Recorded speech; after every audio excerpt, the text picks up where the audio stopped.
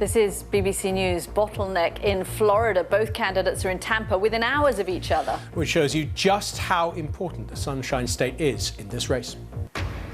Indeed, for Donald Trump, it's almost impossible to hold the White House without winning Florida. France raises its national security alert to the highest level ever after 3 people are killed in a knife attack at a church in Nice. Also in the programme, we'll head to Georgia, the southern state Democrats are hoping to win back. It's fun to stay at the YMCA. It's fun. And it's for birthdays, weddings, and now Trump rallies. How do village people feel about that? We'll speak live to one of them.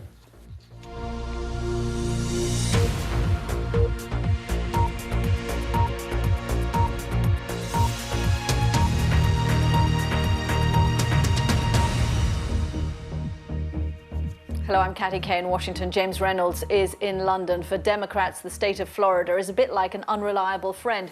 They never show up just when you need them most. And Republicans will be hoping that the political analogy holds in this election too.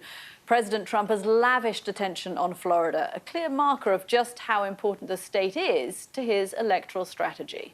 Florida has 29 electoral college votes. It is the biggest swing state.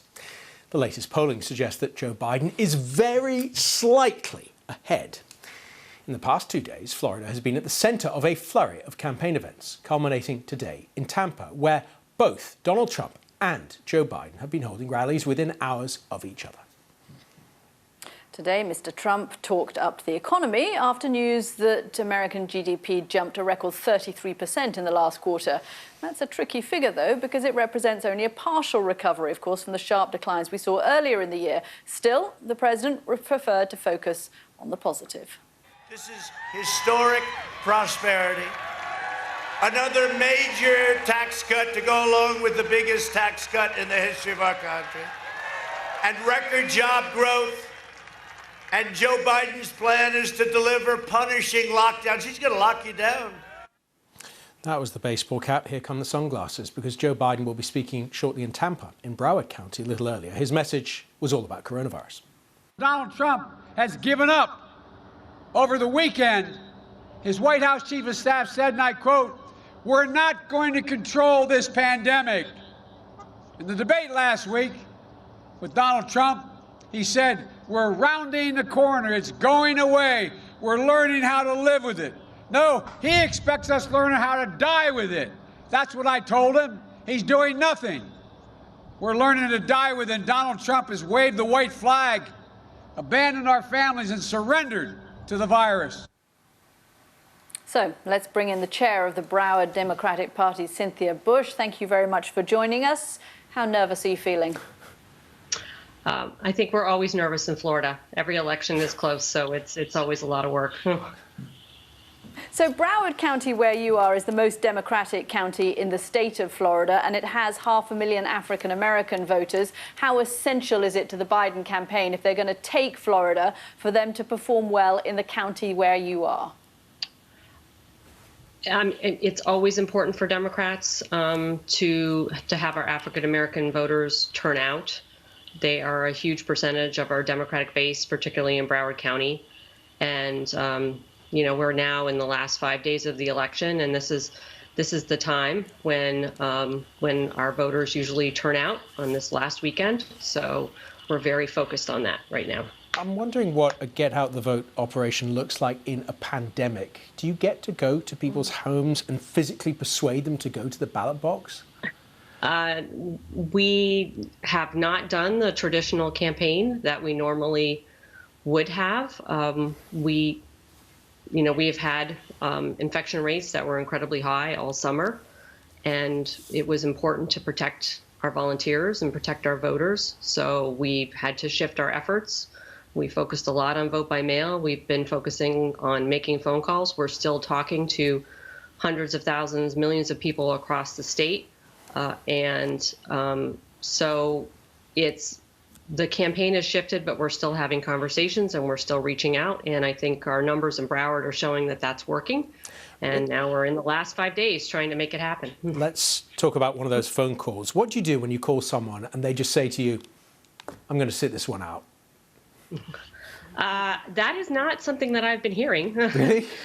Yeah, I think people are very fired up. I think that is generally what has been going on. And Democrats in particular are turning out in big numbers. I mean, it's interesting that you say that you're not hearing it, because we have heard reports that in Miami-Dade, which is very close to you, actually Republican early voting turnout is pretty much picking up to Democratic early voting turnout.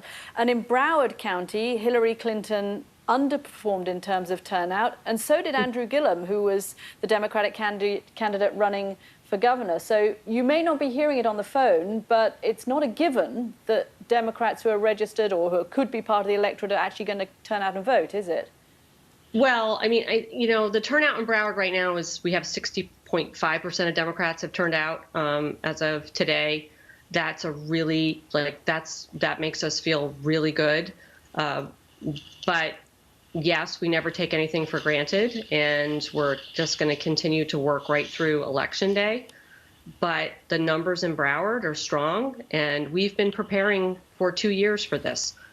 The Broward Democratic Party, the Florida Democratic Party, we have been working nonstop for 2 years to make sure that we can get people ready to vote. Can I just follow up on James's question about door knocking, because I have heard some complaints amongst Democratic strategists around the country when I've been interviewing them that they would have liked to have been more engaged in the summer when the coronavirus didn't seem to be there and people were comfortable meeting other people, that they would have liked to have had more door knocking. Would you have liked to have gone out and met voters more in person, or been able to have your people do that?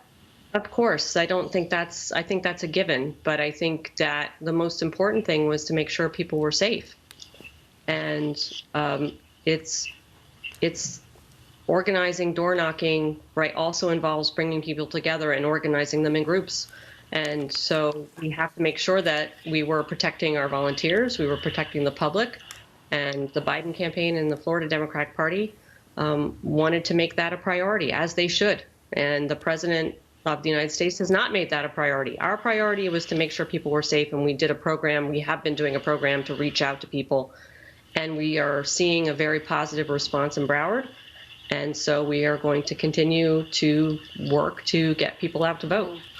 Cynthia Bush, Chair of Broward County Democratic Party in Florida, thank you so much. Thank you. Now, Katy, do you ever consider moving to Florida every 4 years, just for a year, so that you don't have to keep asking questions about Florida? You could actually just be there, 2000, 2004, all the close votes? You know what? I kind of consider moving to Florida quite a lot of the time anyway, James, when you go down there and the weather is so good. You could do some surfing. Here north. You know, it sounds good going to Florida.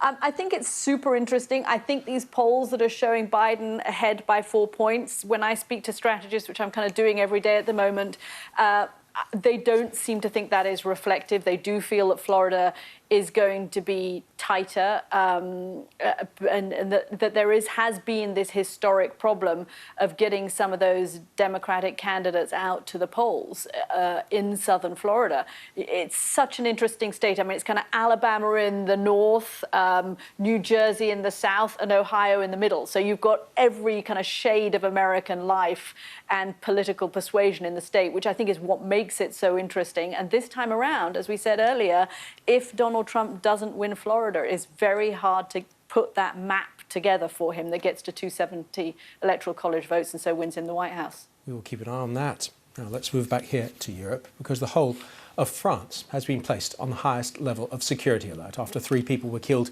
in a knife attack in a church in Nice. The suspect was shot by the police and is being treated in hospital.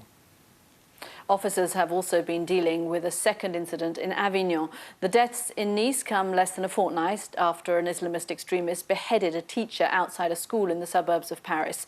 Our correspondent Lucy Williamson has the latest for us. The Church of Notre Dame today was not a place of refuge, not for the attacker, nor for those he killed. Inside these walls, a church warden and 2 worshippers became the latest targets of a terrorist attack. We just learned from the television that our church warden's been killed. I'm so shocked. I still imagine him, I still see him walking, lighting the candles, and now I'm thinking, he's not there anymore. One of the victims is said to have escaped to a nearby bar. According to local reports, she managed to say, "Tell my children I love them," before dying of her wounds. Around her, the panic was spreading through the streets. An inquiry has been opened into a terrorist assassination. Police say they believe the attacker is a 21-year-old Tunisian man who arrived in Europe just a few weeks ago. The mayor of Nice said his motive was clear. Nice, like France, and perhaps more than any other places in France, today is paying far too heavy a price by once again being a victim of Islamophatism. President Macron, arriving in Nice after a crisis meeting, said attacks like this would never work.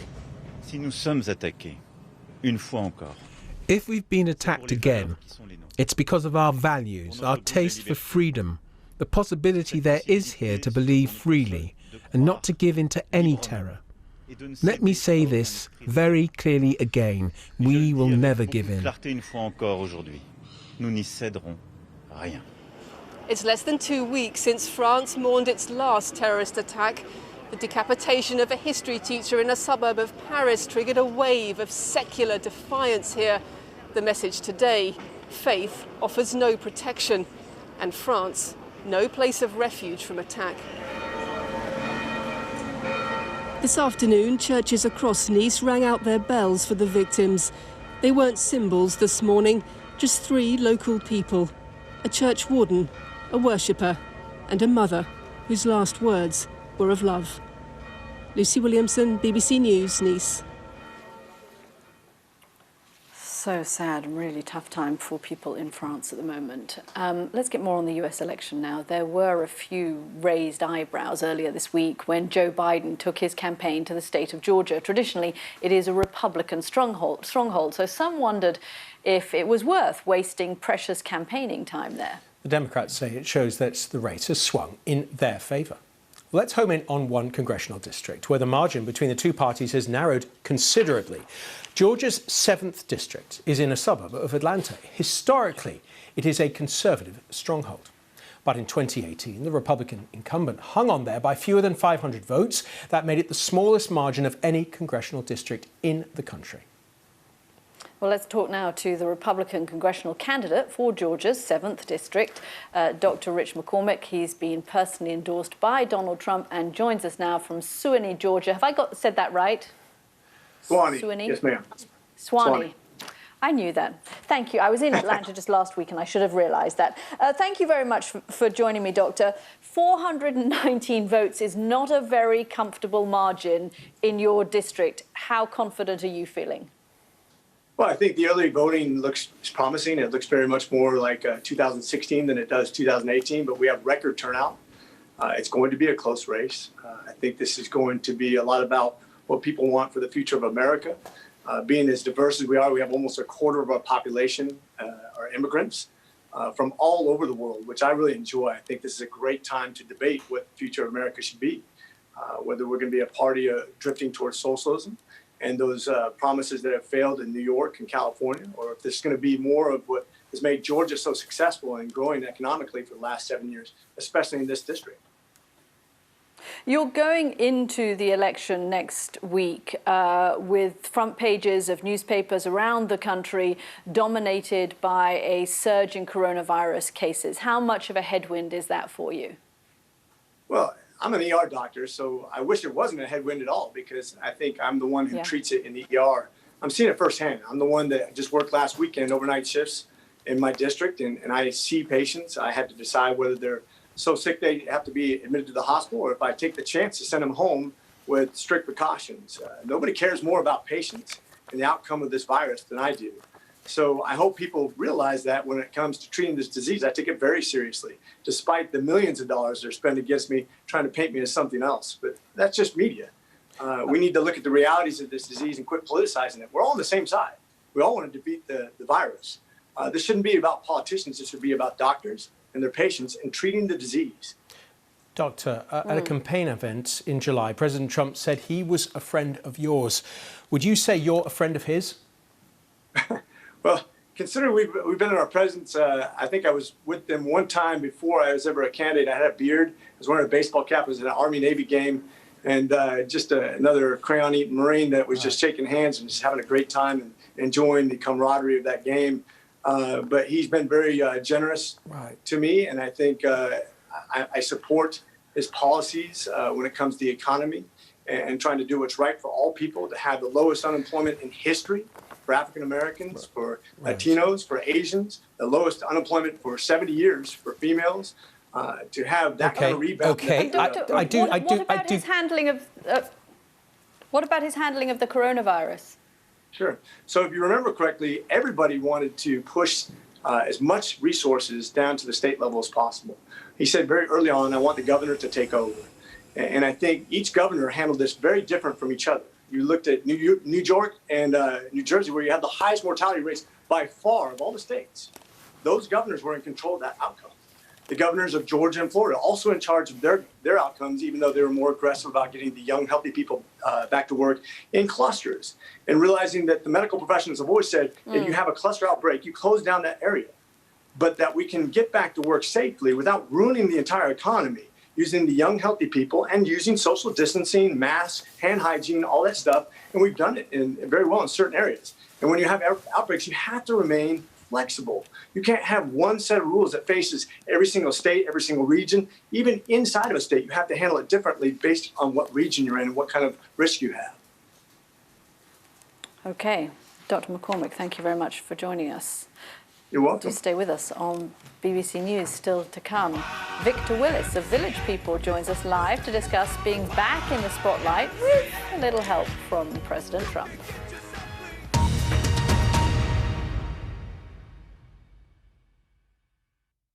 Jeremy Corbyn has been suspended from the Labour Party following his response to a damning report into how complaints of anti-Semitism were handled when he was the party's leader.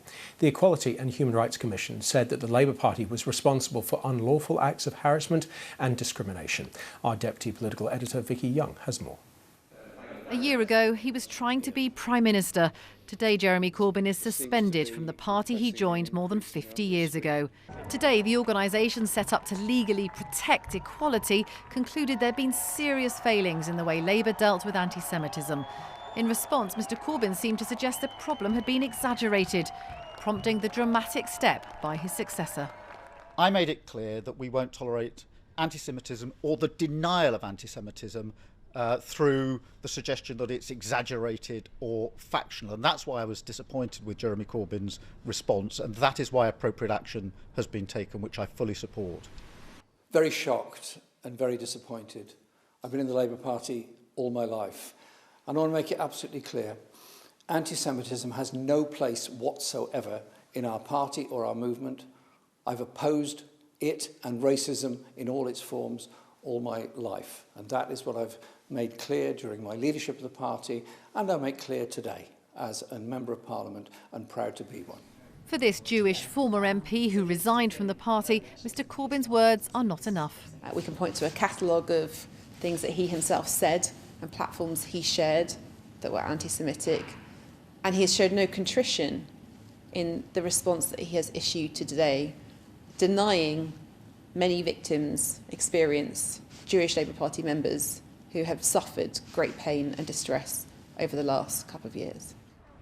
When he took over as leader, Sir Keir Starmer promised to bring together the warring factions in the Labour Party. Today's move is unlikely to do that.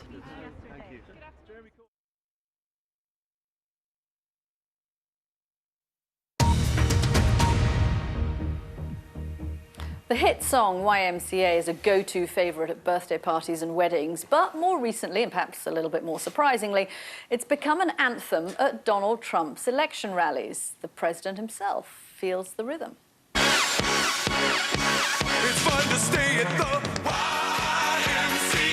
It's fun to stay at the YMCA.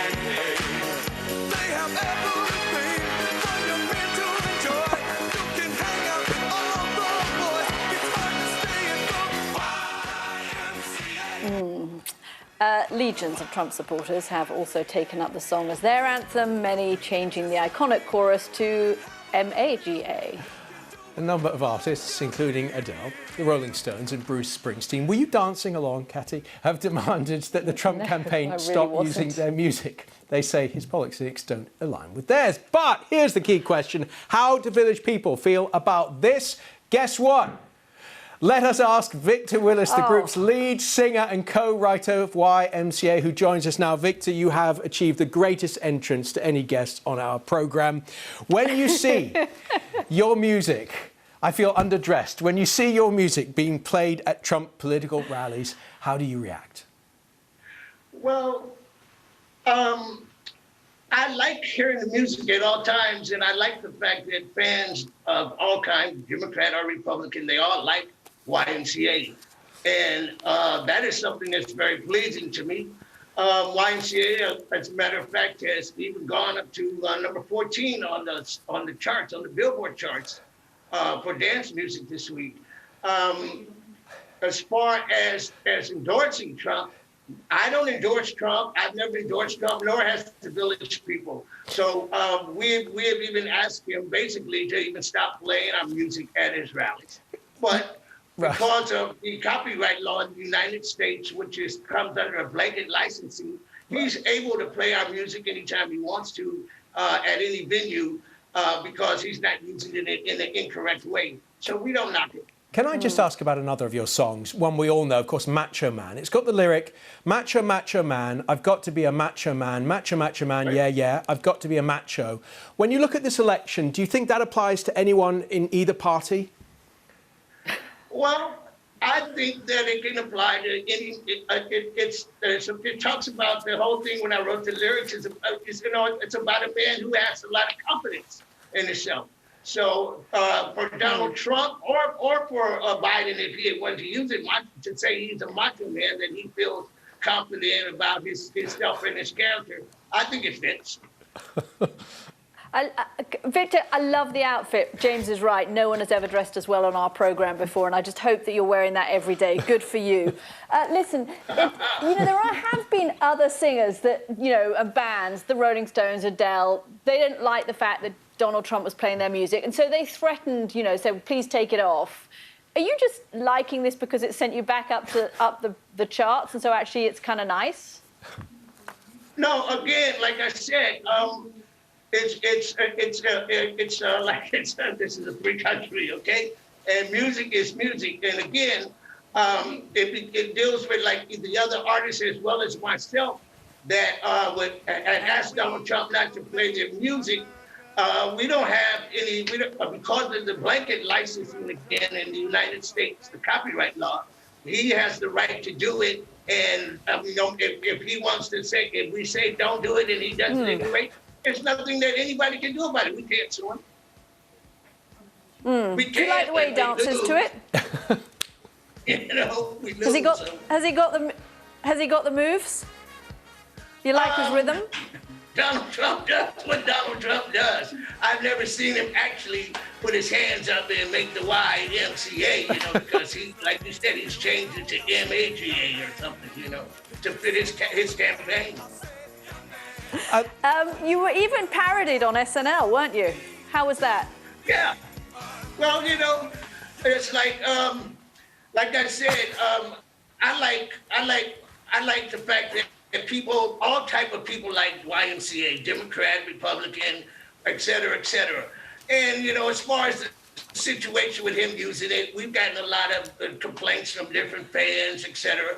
But at the same time, the actual presidential campaign and the presidential voting will be over in a couple of days. So then it'll just be something that's in the past. Victor, if invited... I don't know if you saw that. Can I just ask, if you were invited, would you sing at the next presidential inauguration, briefly? Probably not. Probably not? I don't know. I doubt it. I stay out of politics, I don't, the group doesn't want to get tied up in any politics. Okay, Victor Willis. I don't care who wins. It's been fantastic. It's been fantastic to have you with us. Thank you so much, Victor Willis. Thank you so much. Thank you. Enjoyed it. Everybody take care. Victor Willis. Now, You for take care viewers too. in the UK, that's all we got time for. Great Our outfit. show's truncated, but for viewers watching internationally, we'll be right back.